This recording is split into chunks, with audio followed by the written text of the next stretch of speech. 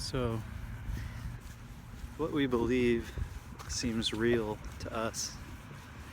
If we believe that the world is against us, then we'll create an experience that seems to reflect this world fighting against us at every turn.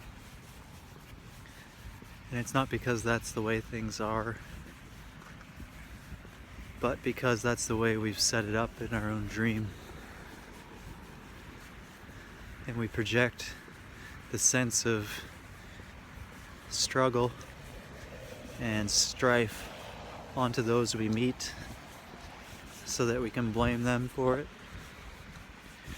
without looking too deeply into the energetic programming that's coloring our perception, that makes it seem like life is against us.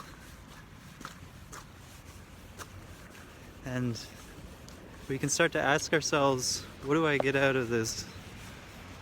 What do I get out of this play of being opposed by life? Is it simply that this is just the identity that we've come to know ourselves as? It seems true because we're relating to our past and all the times when our dreams seem to reflect that back to us. Are we willing to look again and see the truth of what we are and see the power of our mind that's creating this perceptual appearance that's so powerful that it shines through the belief structure that we've created and forms an appearance that confirms our beliefs. It can be scary to admit that what we are is that powerful because we found some sense of security in being the victim of our life, in being at the effect of what we see. It seems quaint or comfortable to be a character like, I'm just doing my best, I'm just struggling to get by, looking up over our shoulder. Do you see how I'm just trying my best and nothing really works out for me because everything's so hard down here, but I'm doing my best. It's mostly others that are holding me back, and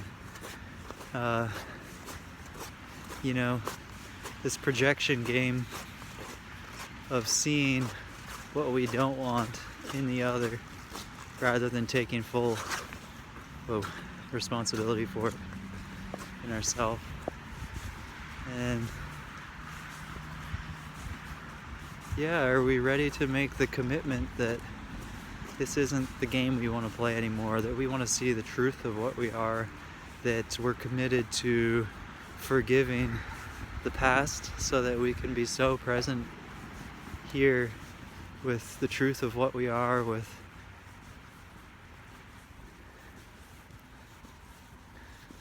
the spirit of grace that is ever present and is connecting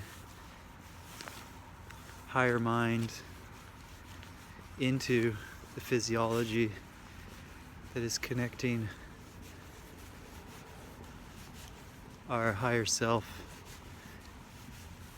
into the here now and guiding the body mind in a way that doesn't reference the past, that doesn't struggle, that doesn't feel at odds with its experience, because it sees everything from the Hawkeye vision and guides the body in a flow of effortless revealment to see what it needs to see. I mean, the path is to meet our past and to almost walk forward by walking through the past, and we just don't flinch.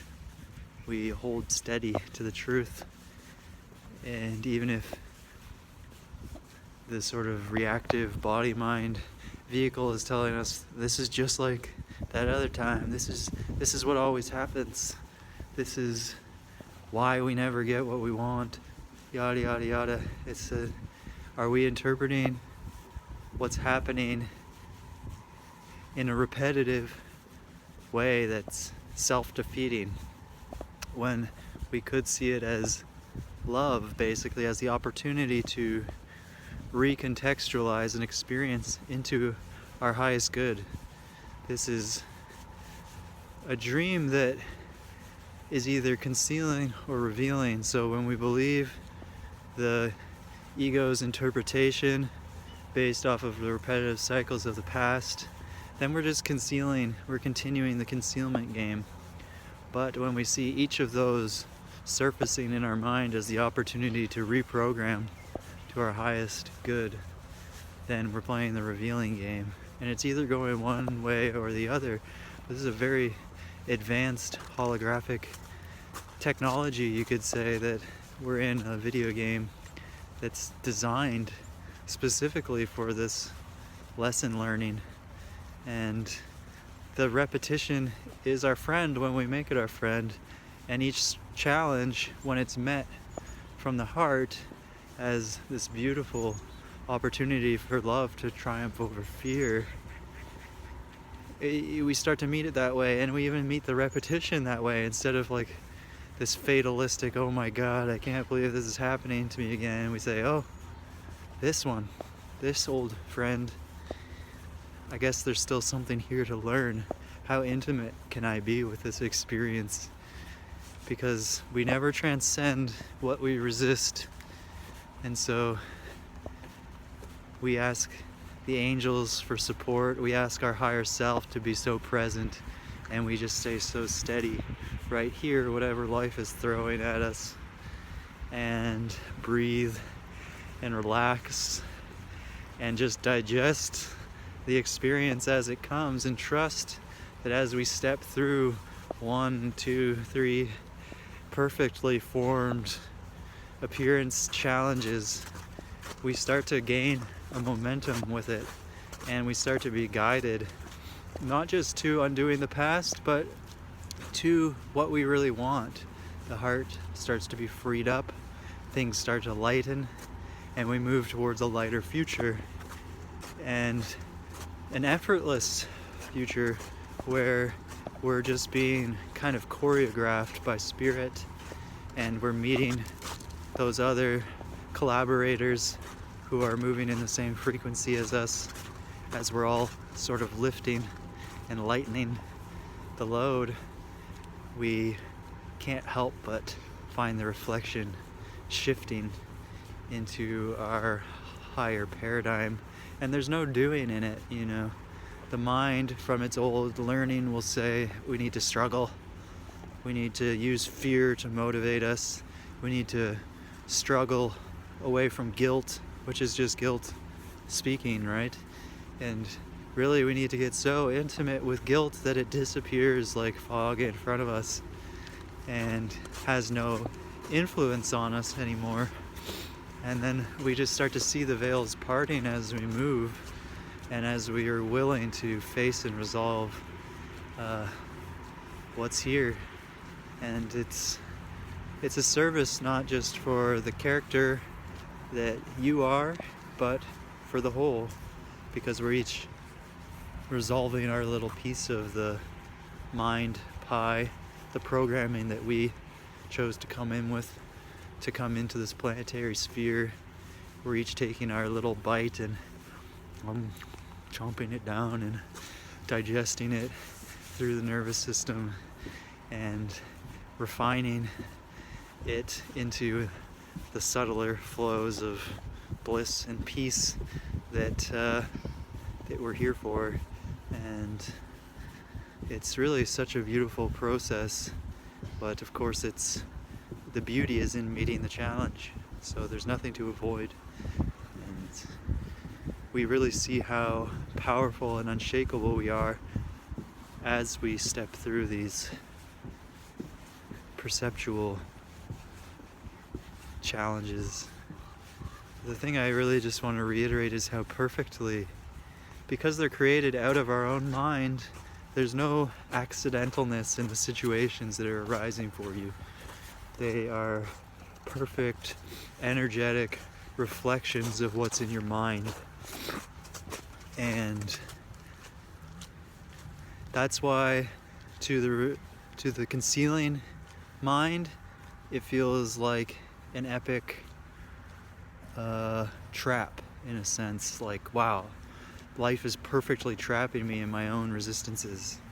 How is it happening? Like, it's like perfectly designed to trap my mind. But at the same time, once we take the revealing perspective, by the same token, the perceptual play is perfectly reflected to surface these little hooks and see, are you going to fall for this again? Or do you want to free yourself from it? And freeing is, in a sense, is non-reactivity. It's meeting it from love, from peace, and not believing that something's wrong here, but always holding the highest, that everything is for my service. So, thank you for being here. Thank me for being here. It's obviously, I think a lot of us feel it's intense times, and that the compromises with reality aren't working anymore, which is grace. That doesn't mean it's not discombobulating for the lower mind that's learned a certain coping strategy. Of course, the soul and our higher self can't allow a coping strategy. It's just not good enough, you know. It doesn't fit. It doesn't feel good. So it is grace to see it crumbling and to come out ever more nakedly into this reality. And we'll meet ourselves there through the reflections of others who are on the same path. And that's the beauty of it. We get to meet in the heart and in this innocence that just trusts and moves freely. And we learn so innocently together when we're ready to learn in innocence. So, thank you and bless you. Bye bye.